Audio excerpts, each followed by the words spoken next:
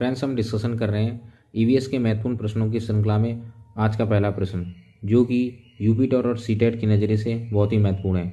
कह रहा है पिघले हुए मैग्मा से निर्मित चट्टानें। आपको ये बताना है कि जो पिघला हुआ मैग्मा होता है उससे किस प्रकार की चट्टानें निर्मित होती हैं। तो दोस्तों 61 का बिल्कुल सही आंसर है ए, आग्नेय चट्टानें पिघले हुए मैग्मे से निर्मित होती हैं। इसे हम इस प्रकार से समझ सकते हैं, यहाँ आप देख रहे हैं ये पिघला हुआ मैग्मा है।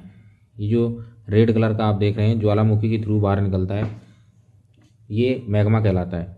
जब मैग्मा ठंडा होता है तो ठंडा होने के बाद आग्नेय चट्टानों का निर्माण होता है। यहाँ पर ये आप आग्नेय चट्टानों का विभिन्न रूप देख रहे हैं, किस प्रकार की आग्नेय चट्टानें हैं जो कि मैग्मा के ठंडे होने से निर्मित होती हैं। नेक्स्ट प्रश्न आपके सामने कह रहा है पृथ्वी तल के नीचे पिघले हुए पत्थर को क्या कहा जाता है। तो दोस्तों पृथ्वी के जो तल के नीचे पिघला हुआ पत्थर है, लिक्विड फॉर्म में है, उसको हमें बताना है क्या कहा जाता है। तो दोस्तों इसको कहते हैं मैग्मा। इसको दोस्तों मैग्मा कहा जाता है। डी आंसर बिल्कुल सही है, 62 का डी। यदि आप चैनल पर नए हैं तो चैनल को लाइक एंड सब्सक्राइब जरूर कर लीजिए, जिससे कोई भी इम्पोर्टेंट सेशन आपसे मिस ना हो। आप यहाँ डायग्राम से समझ सकते हैं कि ये पृथ्वी के धरातल के नीचे जो पिघला हुआ पत्थर है, इस पिघले हुए पत्थर को जो आपको रेड कलर का स्क्रीन पर दिखाई दे रहा है, इसको मैग्मा कहते हैं, जो कि ज्वालामुखी के थ्रू या धरती के फटने से बाहर आता है। इससे आग्नेय चट्टानों का निर्माण होता है और पृथ्वी के तल के नीचे जो लिक्विड फॉर्म में रहता है ये मैग्मा कहलाता है। अगला प्रश्न दोस्तों आपकी स्क्रीन पर है। कह रहा है पृथ्वी की पपड़ी में मुख्य रूप से शामिल है। आपको ये बताना है जो पृथ्वी की पपड़ी या परपटी है, ऊपरी का जो हिस्सा है, उसमें मुख्य रूप से कौन सी धातु या कौन सा तत्व पाया जाता है। आपको बताना है क्या है दोस्तों। उसका सही आंसर है सी, सिलिका पाया जाता है। मुख्य रूप से सिलिका पाया जाता है। यदि यहाँ ऑक्सीजन आंसर होगा तो सिलिका से ज़्यादा ऑक्सीजन पाया जाता है। ऑक्सीजन को हम सही करेंगे। इसको हम इस प्रकार से देख सकते हैं, ये पृथ्वी पर पाए जाने वाले विभिन्न प्रकार के तत्वों का डायग्राम है। आप देख सकते हैं सबसे ज़्यादा 47% ऑक्सीजन पाया जाता है, नंबर 1। नंबर 2 पर सिलिका पाया जाता है 28% एंड धातुओं में एल्युमिनियम पाया जाता है नंबर 3। इस प्रकार से हम देख सकते हैं हमारे भूप्रकृति पर विभिन्न प्रकार के तत्व पाए जाते हैं। डायग्राम से अच्छे से आपको समझ में आया होगा, उम्मीद करता हूँ। यदि आप चैनल पर नए हैं तो चैनल को लाइक एंड सब्सक्राइब जरूर कर लीजिए दोस्तों। फिर मैं कह रहा हूँ क्योंकि ऐसे ही जटिल क्वेश्चनों को हम अच्छे अच्छे डायग्रामों से और बेहतरीन कॉन्सेप्ट से हम आपको क्लियर करेंगे। अगला प्रश्न आपके सामने कह रहा है पृथ्वी की सबसे भारी परत को क्या कहा जाता है। तो दोस्तों पृथ्वी की सबसे भारी परत को पपड़ी कहा जाता है या भूप्रपटी या हम क्रस्ट कहते हैं। नेक्स्ट इसको यहाँ से हम समझ सकते हैं। आप यहाँ देख रहे हैं ये जो हमारी पृथ्वी है, इसके सबसे ऊपरी वाला जो हिस्सा है उसको हम परपटी या क्रस्ट कहते हैं। यहाँ आराम से आपको समझ में आ रहा होगा। इसी तरह से हम एक्सप्लेनेशन को, जो जटिल प्रश्न है उनको इसी तरह से आसान बनाएंगे। अगला प्रश्न दोस्तों आपके सामने कह रहा है पृथ्वी की पपड़ी में सबसे ज़्यादा पाया जाने वाला धातु कौन सा है। यहाँ दोस्तों पूछा है धातु, तो धातु दोस्तों सबसे ज़्यादा है एल्युमिनियम। एल्युमिनियम धातु पाया जाता है।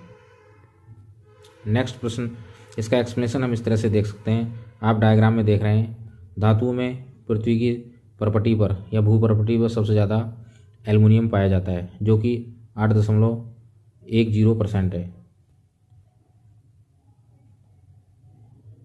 नेक्स्ट प्रश्न आपके सामने कह रहा है जियोग्रलाइट क्या है।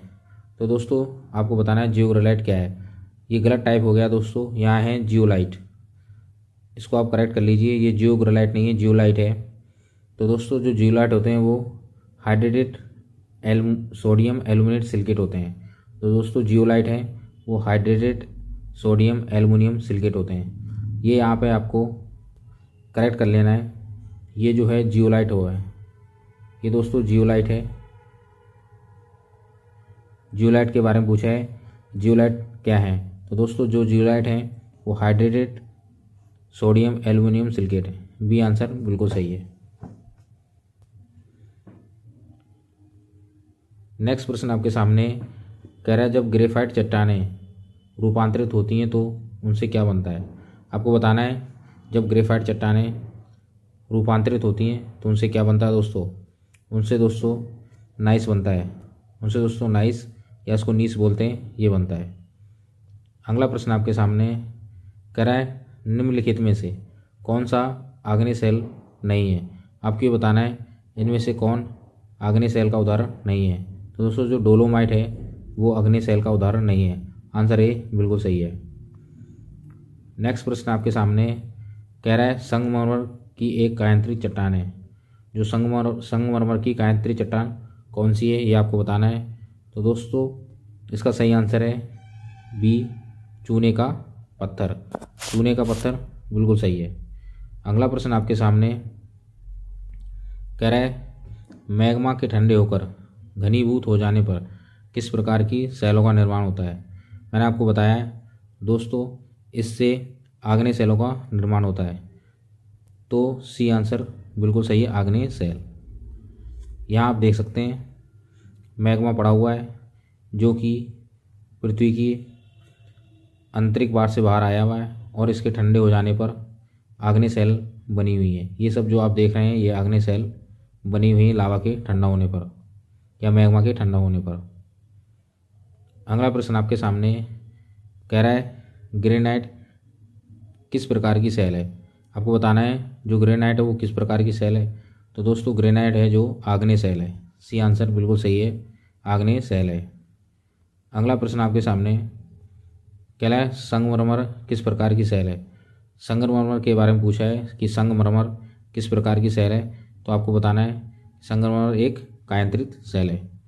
आंसर ए बिल्कुल सही है, कायांतरित।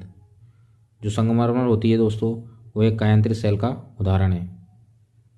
अगला प्रश्न आपके सामने कह रहा है इनमें से कौन अवसादी सेल है। आपको ये बताना है अवसादी सेल कौन है। तो दोस्तों जो सेल होता है वो एक अवसादी सेल होती है। इसी तरह के शानदार क्वेश्चन हम आपको लेके आएंगे जिससे आपका सिलेक्शन बहुत ही आसानी से हो सकेगा। तो दोस्तों बस आपसे एक रिक्वेस्ट है, यदि आप चैनल पर नए हैं तो चैनल को लाइक एंड सब्सक्राइब जरूर कर लीजिए जिससे कोई भी लेक्चर आपसे छूटे नहीं और मिस ना हो। Thank you so much.